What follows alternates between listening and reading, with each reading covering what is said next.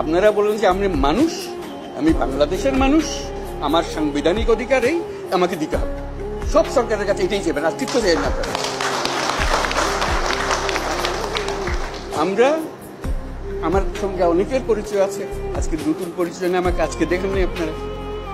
আমরা যখন শুরু করি আমাদের কাজ, গ্রামীণ ব্যাংকের কাজ, আমরা গরিব মেয়েদের নিয়ে কাজ করছি এবং কেউ বলছে না মেয়েদের, মুসলমান মেয়ে যাওয়া যাবে না। কিন্তু ভাই যে মোমেন ধরেই হোক, তার টাকার দরকার আছে, তারা টাকা দিলে সে দুটো মুরগি কিনবে, ডিম পারবে, দুটা খেতে পারবে।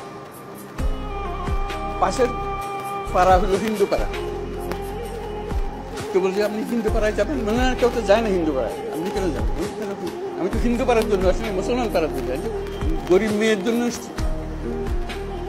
আপনি শুনবেন না আমাদের ইতিহাসে, গ্রামীণ ব্যাংকের ইতিহাসে, যে আমরা এটা হিন্দু পাড়া বলে বাদ দিয়ে গেছি, ও মুসলমান পাড়াতে যে হয় নাই, কোনো একসঙ্গে গেছি, একভাবে গেছি। বরং ওরা বলছে যে মুসলমান আসছে, আমাদের কি করতে হবে, কি একটু দূরে থাকতে হবে। আমার ভাই, আমাদের জন্য দূরে থাকতে হবে না। আপনার সঙ্গে যে কথা, এটা কথাবার্তা সোজাসুজি, মুসলমান মেয়েদেরও কথা বলছি, ওদেরও বলছি। লোক ভাই, আপনি ঘুমটা দিয়ে যাইয়েন না, আমাদের কথাটা শোনেন। একই কথা, যেটা তার অধিকার, অধিকারটাকে প্রতিষ্ঠিত করে আমাদের মূল কাজটার মধ্যে যেতে হবে।